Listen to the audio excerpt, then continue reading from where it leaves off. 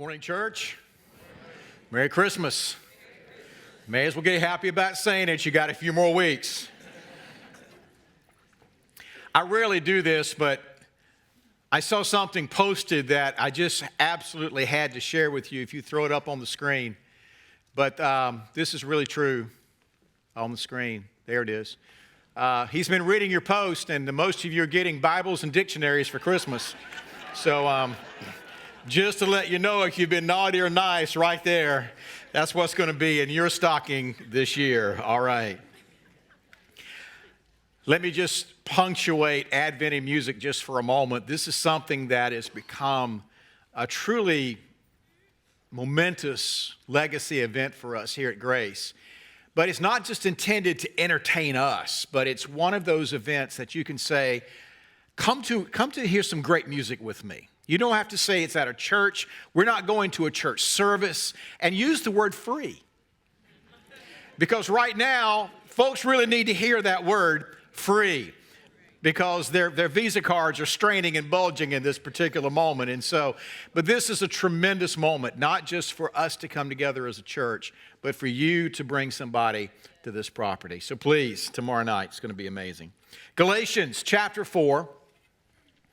Verses 4 through 5, but when the time had fully come, God sent his Son, born of a woman, born under law, to redeem those under law, that we might receive the full rights of sons. In the fullness of time, God sent. Historians, theologians have no real problem with a historical Jesus. Now, the challenge comes in who this Jesus was. Teacher, prophet. What was he? Son of God. But the historicity is not really challenged much. But consider for a moment all of the moments in history prior to that it would have been really convenient for God to have sent Jesus. But God chose that moment in the fullness of time. And there's something about that word, that phrase, fullness of time, that we understand God's sovereignty as it involves timing. Daniel chapter 2. It says, he changes. Say that. He changes. Times and seasons.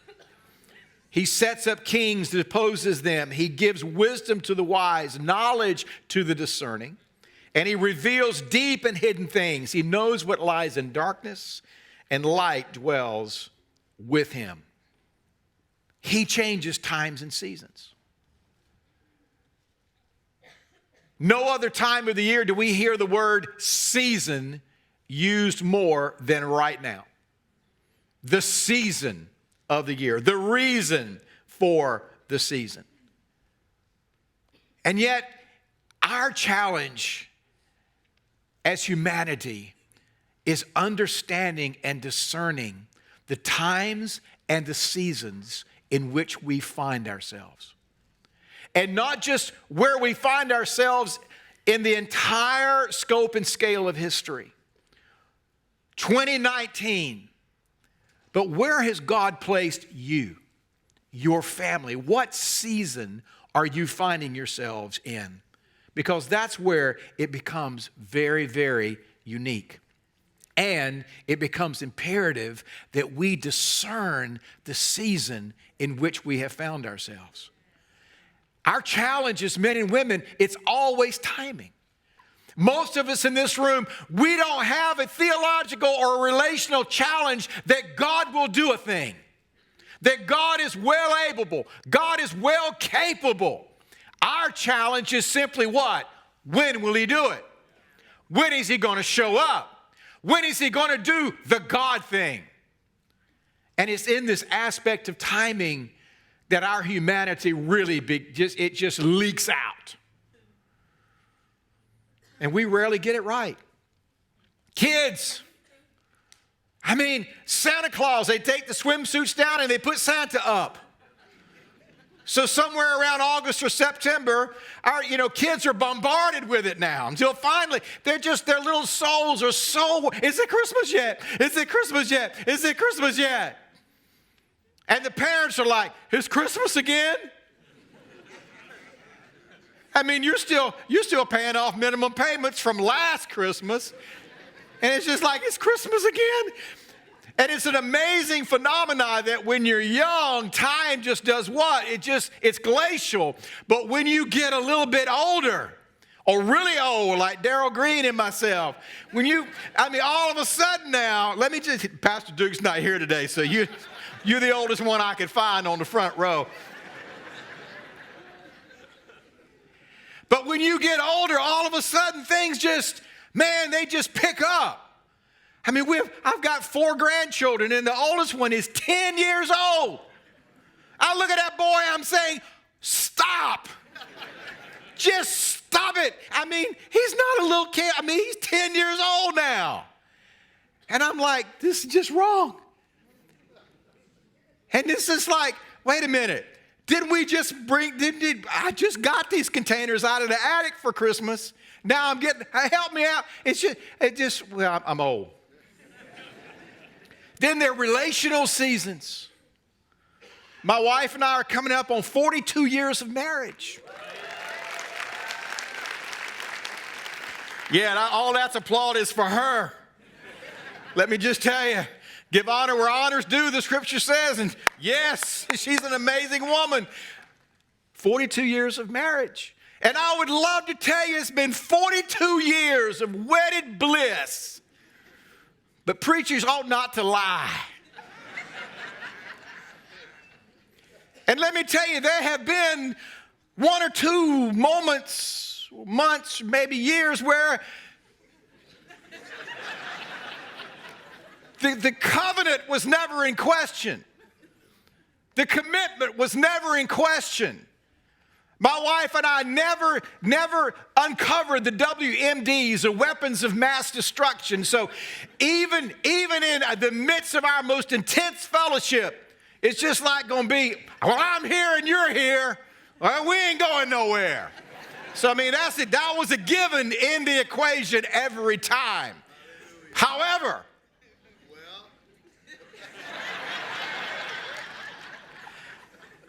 I love you. But I don't like you much right now. And don't kid yourself. Marriages go through seasons. And the challenge is, if you don't understand that when the first fall or winter season comes,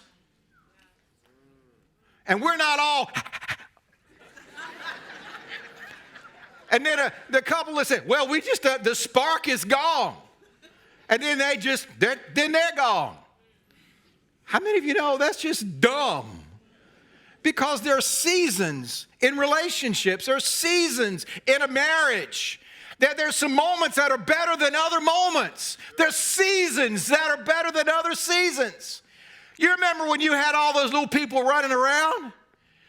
I mean, it was just like, you're just trying to get, just one nap to the next. And then children. Let's talk about those childrens. You go through seasons, and it's just like, I don't even know who you are.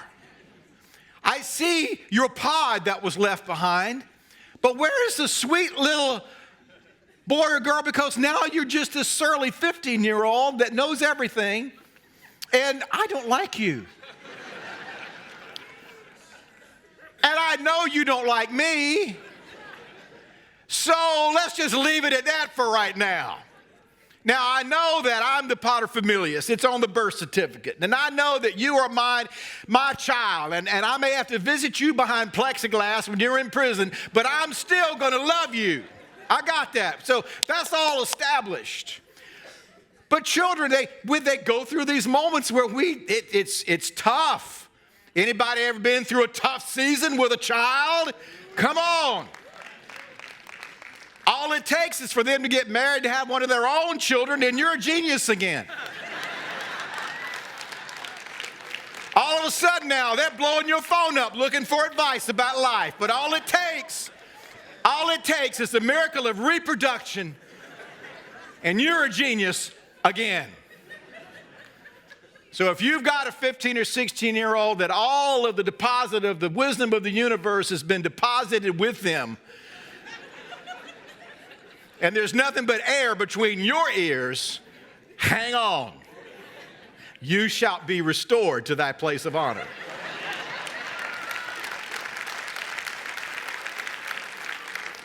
But we have to understand there's seasons. Amen? Any more than we don't get divorced from a spouse or we don't send our children packing. There's seasons that we have to recognize that we're in. And they're not all just happy faces and emojis and smiles and, I mean, it's not all that all the time. The disciples were obsessed with timing and season. Asking Jesus, are you going to restore the kingdom at this time? And Jesus said, that's the wrong question, boys. It's not for you to know the times or seasons that my Father has set. Interesting. I think an interesting study would be to look at the rebukes of Jesus. Because obviously something that would have gotten his attention enough to have inscripturated him pushing back would be interesting. Now, we know he rebuked the disciples on a fairly regular basis on their lack of trust or faith. But we also find this rebuke in Luke 12. He looked at the crowd and said, when a cloud rises in the west, you say it's going to rain.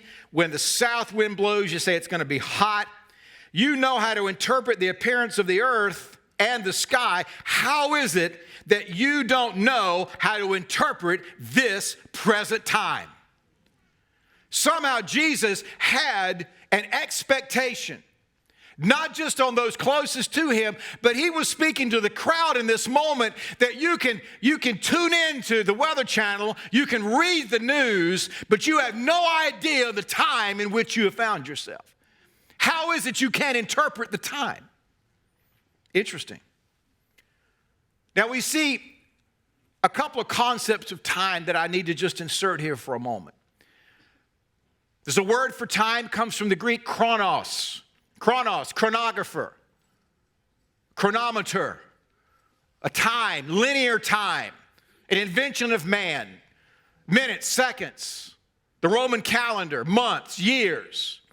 But there's another type of time that the Bible calls kairos time, which means appointed time or season.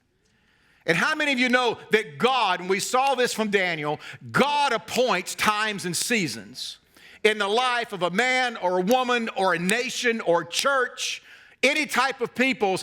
God has appointed times and seasons, but it is for you and for me to discern what are the times and seasons in which God has placed us. We need to know that as the church.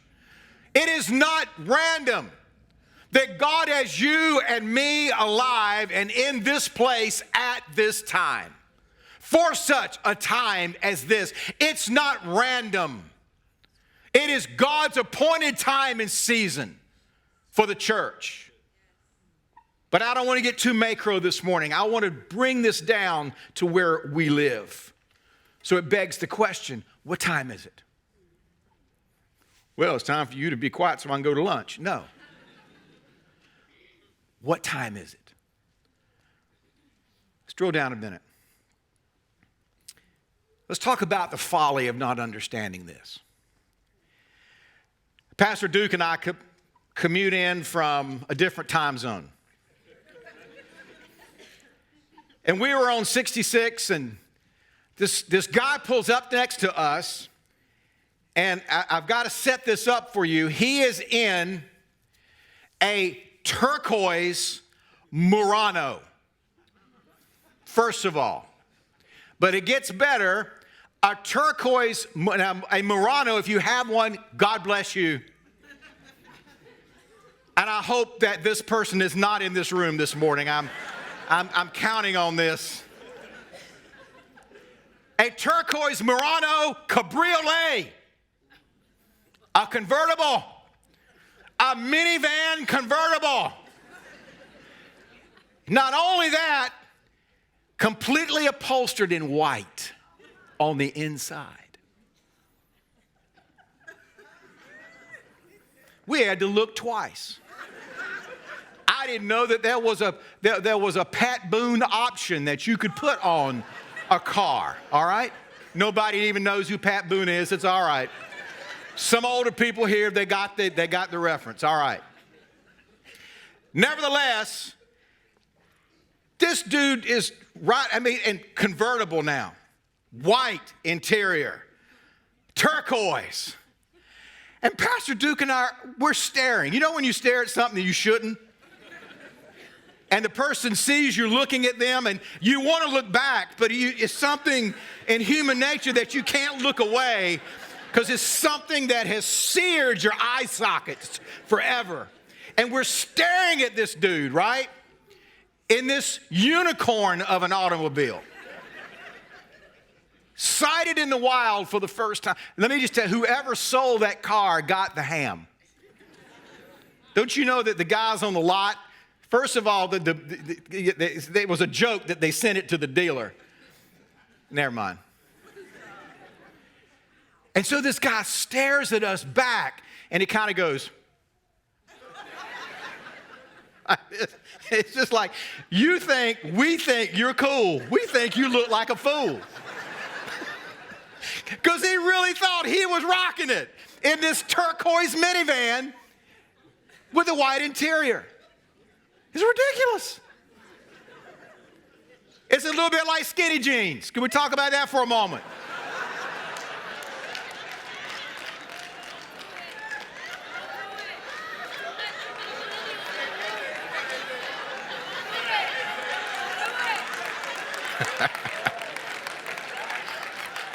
Wow. Wow.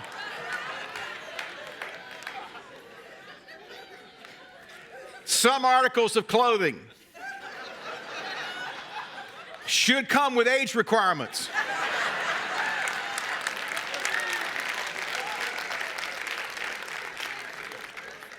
My wife and I were just Christmas shopping for Christmas. We were in Carter shopping for the grandkids, and it's clearly marked there, 12 to 24 months.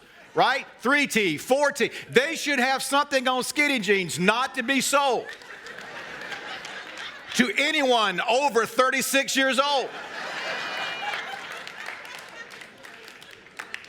That's why when you get to be old and decrepit like I, they put lots of fabric in pants. It's the way God intended it to be.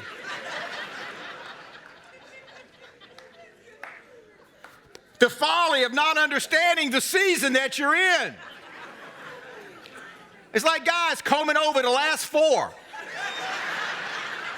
praying that not one of them falls out. Come on, man, get real, let it go. You're old, you're follically challenged.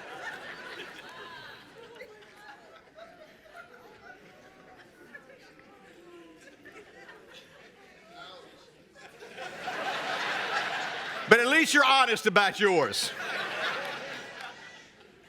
But you see kids going in the opposite direction. They are just determined to figure out how fast can we grow up. Oh my gosh, kid's 5 years old. Where's my iPhone? Yeah, where is it? Still in the store. Check back in 3 years or 10 years or whatever when you can buy one. Talking, dressing, trying to act a part of being older than they are. It's ridiculous. Not understanding the season, and this failure to recognize the season that we're in carries with it consequences. We ask a simple question, how are you? And most people are just like, I'm fine. Or if they're from church, blessed. Imagine they can say it and be mad at the same time. Blessed.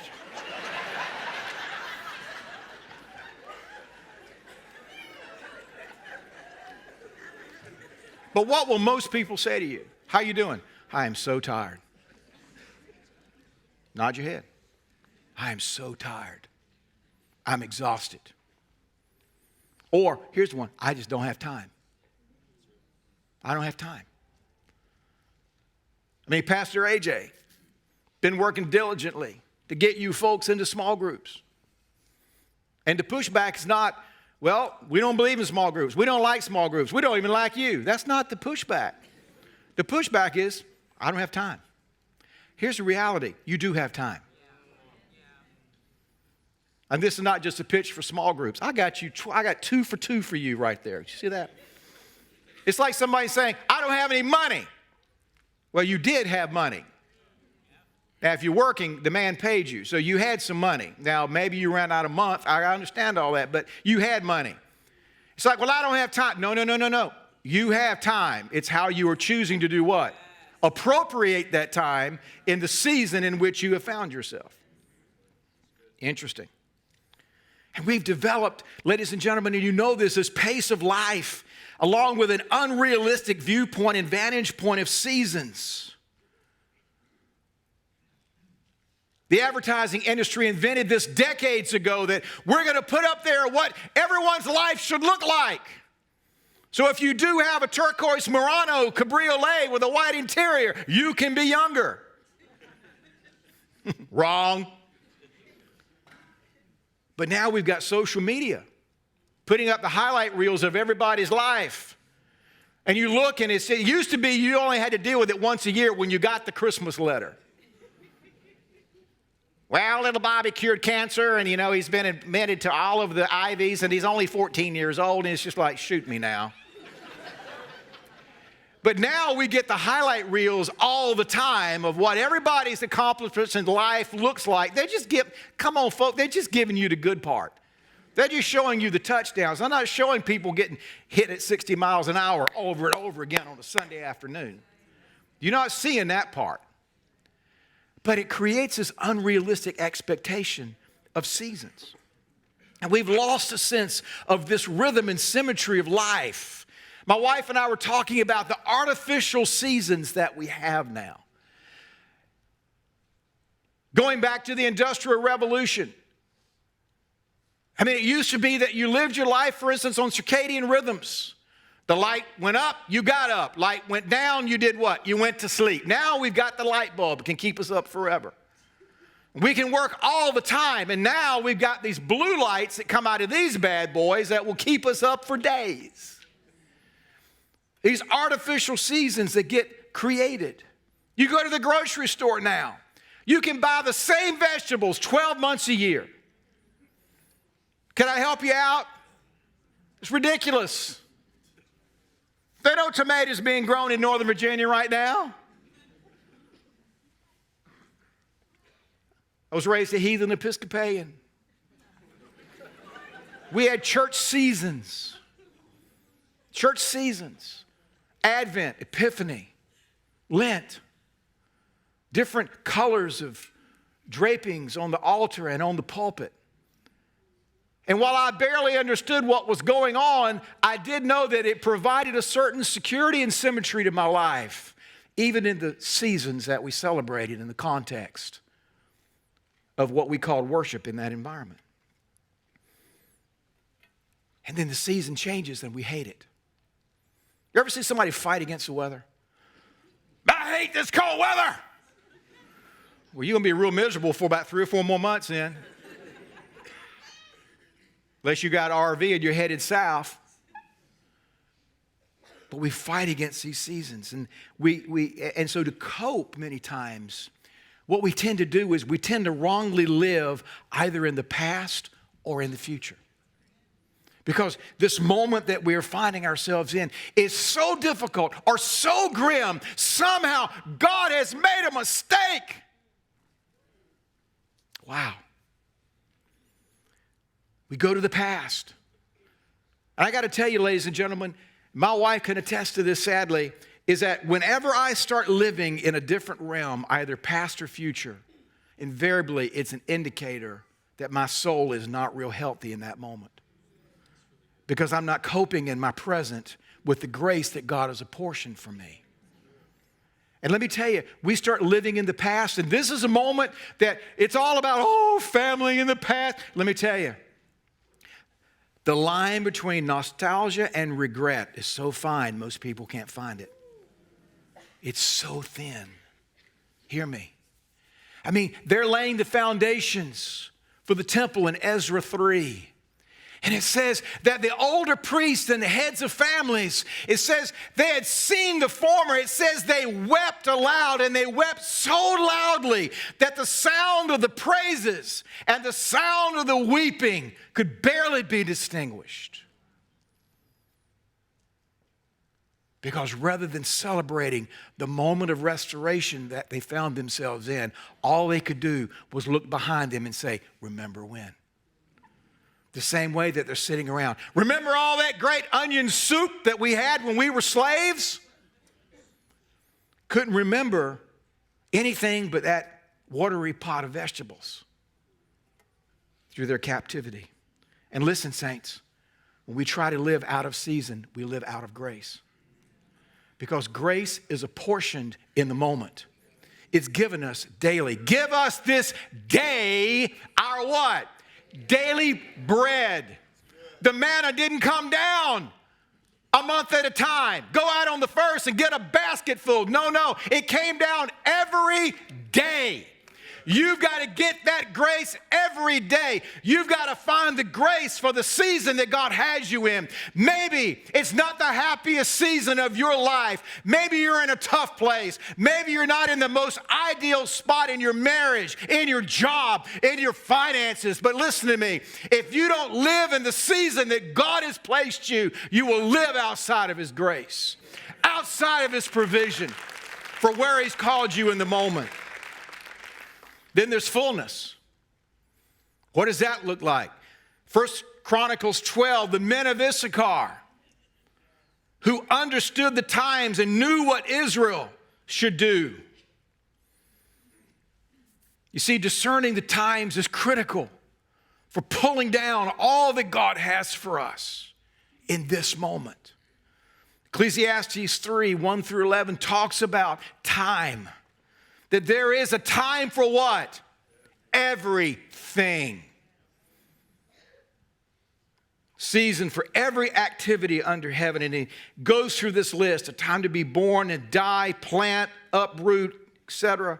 And he goes on and he says this. He makes everything beautiful in its time.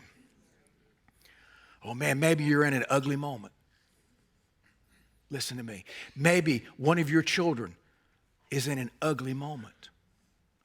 But God says He will make everything beautiful in His time. His time. When we're living on His time, not ours. That's what's critical. Farmers understand this. I'm from a farming family. And farmers instinctively, they live their entire lives on the understanding of how the seasons cooperate with one another. They understand there's a moment to till, there's a moment to sow, a moment to tend, there's a moment to harvest and reap, there's a moment to rest, and then we repeat. And if they try to do any of those things out of order and out of cooperation with the season, guess what? They're not in business the next year. They can't move those things out of order because there's a season for all of it. My wife and I have done the Mother Earth thing. We've had chickens and we've had gardens and we've tried all of that. And all I can say is God bless Wegmans. And you can tell from this carefully crafted accent, I'm not from around here, y'all. But in North Carolina, where it's hotter than hot, anybody can take a tomato plant, it's not tomato, it's tomato, and put it in the ground, and on July the 4th, they can go outside and there will be red tomatoes on that tomato vine. My wife and I have tried growing tomatoes up here. We live about 3,000 feet up on what's called Blue Mountain because you can't grow red tomatoes on Blue Mountain. We've learned that. It's not hot enough. We've put them in greenhouses. We've done everything we can, but there's not enough sustained heat and sunshine to get a tomato to ever turn red. Those bad boys will be green and hanging on in October. You can go out there and pray and speak to them, turn red. They just look back. It's Christmas, green and red. But let me tell you, if you've ever had a tomato that ripened on the vine, let me just tell you, I'm not talking about these green tomatoes that come from somewhere in Central America, and they ship them in here like rocks. And you're praying that they're somehow going to turn red. I'm talking about going outside. It's hot. And you pull that tomato off, and it just drops off in your hand. You don't even have to twist it off. It just drops off in your hand. It's the sweetest tomato you've ever eaten in your life. Corn. I'm having a worship moment here. Corn. You go and you pull an ear of sweet corn that has gotten sweet on the vine. There's something about bringing something to harvest. He makes all things what? In his time, he makes all things sweet in his time. And when vine ripens, it's a whole different thing. Let me tell you that what was bitter, what was hard, what was green and grim, God turns it into something amazing. If we will let it stay there.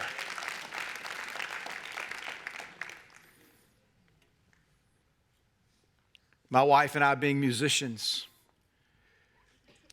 music's made up of two parts, pitch and rhythm. Pitch is the actual note. Rhythm is how long the note lasts. And that's what music is. It's just a combination of those two things. Amazing that we could, in Western music, what we call Western music,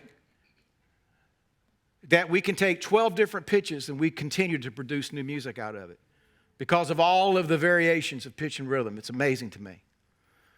And yet, it's an amazing thing as well that rhythm is what we tend to mess up the most. These amazing musicians that you hear on this stage, every time you come into this room, you think, wow, they play together really well. You know why? They got something in their ears. They're not just ugly earrings. They're in-ear monitors that are keeping them what? Together. My wife and I have got locked up into small practice rooms with a thing called a metronome to teach us to play in time. Galatians 5:25 says, let us keep in step with the Spirit. God has a pace, and God's never in a hurry. You see, what children do, they run ahead, particularly in the mall. And they run ahead with the expectation that you're going to do what? Run them down. You get a little older, you do this. And God, hey, God, come on. God said, no. This is how fast I'm walking. You come get in step with me. You get in lockstep with what I'm doing. You get in lockstep with my season, my timing for these things in your life.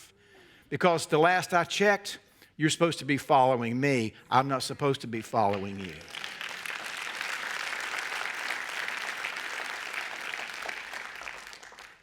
And musicians always push the beat. We always push the tempo. We rush. And that's how it is in our humanity. Jesus, if you'd been here, my brother wouldn't have died. So you just don't get it. See, I'm here at exactly the right time. See, I'm here at exactly the right time so that the maximum glory given the Father in the resurrection of your brother could be seen. See, if I'd gotten here earlier, you would have just said he was in a coma.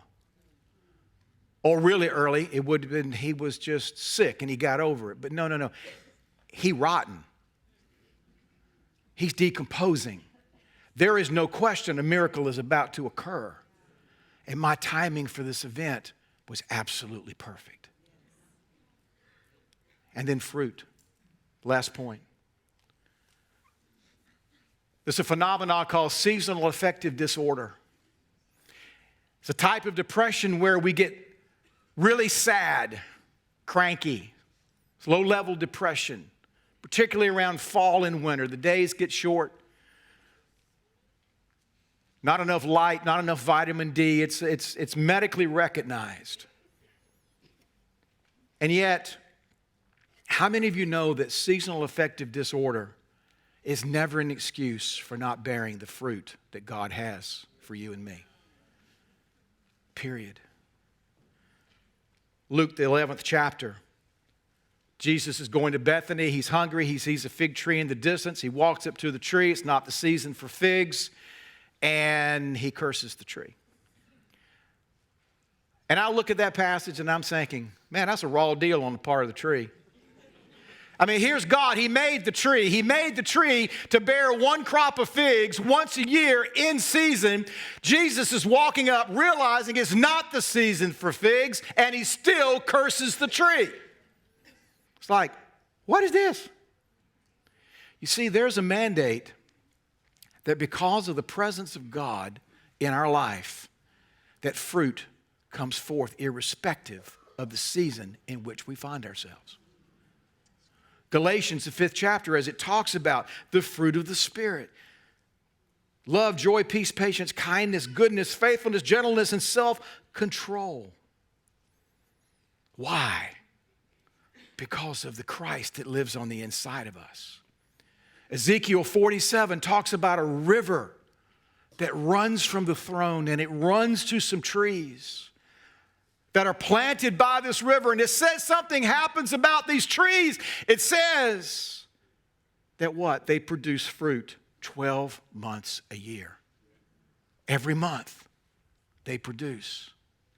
There's not a tree on the planet that produces fruit 12 months a year except the one that the river from the throne runs to. Ladies and gentlemen, irrespective of season, that's what the fruit of the Spirit is supposed to look like in the life of a believer. It has nothing to do with how ideal the season or how grim the season. The fruit of the Spirit is the work and the manifestation of Christ that lives on the inside of you. Let me tell you, it's not just the execution of one of the 1 Corinthians 12 or 14 gifts of the Holy Ghost. It is Christ in us producing something through us that we could never produce otherwise. And it's the work of the Spirit. Dietrich Bonhoeffer, pastor, theologian, social dissident, martyred just a few weeks before the end of World War II for his stance, position of how the church was to have responded to what was happening around them. He makes this statement from The Cost of Discipleship. Fruit is always the miraculous, the created. It is never the result of willing, but always a growth. And the fruit of the Spirit is a gift of God, and only He can produce it. And they who bear it know as little about it as a tree knows of its fruit. They only know the power of Him on whom their life depends. John 15, this is to my Father's glory that you bear what? Much fruit, showing yourselves to be my disciples. But listen, saints, it's not about what you do. That's what the fruit of the Spirit is. It's a manifestation. God is producing something in and through me that I could never in my best day produce on my own. And it's irrespective of circumstance and the season in which I find myself. So what time is it? Do you know? If you don't, you need to. Like the sons of Issachar, we need discernment as individuals, in our families, as a church, and as the church. We need to understand the times. Because it's only when we can recognize the time and the season in which we find ourselves that we can properly operate and navigate that which God has for us in this moment. There's a reason for the season, and not just this one. There's a reason for every season that God places us in. Don't be found in folly. Combing over the last 4 hairs. Buying the convertible. It's ridiculous. Don't do it. The fullness, recognizing that season, cooperating with it, and then bearing the fruit that only the Spirit can produce through you. Pray with me. Lord, help us hear well today, but God, by your Spirit, help us respond even better. God, it's easy to hear a message like this and say, that's nice. But God, I pray that every man or woman would have not only the application, but God, the revelation of understanding the season in which you've placed them. The unique opportunities that are availed to them in that moment. Let us not miss it. Let us not miss it as individuals, but let us not miss it as the church. For such a time as this, here we are. Let us not miss it. If you're here this morning and you've never had a moment to meet this Jesus of which we speak, today is a moment of God's favor for you.